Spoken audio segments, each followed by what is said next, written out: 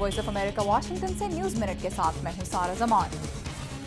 Ukraine के मशरक़ी हिस्से में इमदाद पहुंचाने की गर्ज से कीव की इजाज़त के बगैर दाखिल होने वाले दर्जनों रूसी ट्रकों को यूक्रेन ने उस पर हमला करार दिया है।